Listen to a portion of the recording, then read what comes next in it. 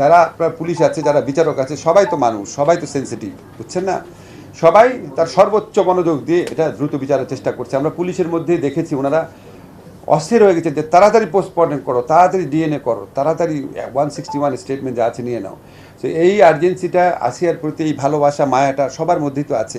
কাজে সবাই সর্বোচ্চ দায়িত্ববোধ থেকে কাজ করবে দেখে আমরা আশা করতে পারি দ্রুত ইনশাআল্লাহ বিচার হয়ে যাবে। আমাদের সবার মন খারাপ, অনেক কাজ আছে, আমরা সবাই মিলে এটার দিকে লক্ষ্য রাখি।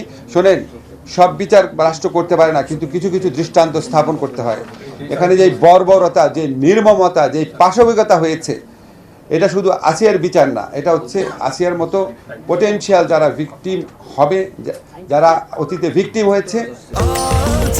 স্বাস্থ্যকর অল টাইম হানিকম, সব সময় অল টাইম হেলদি লাইফ।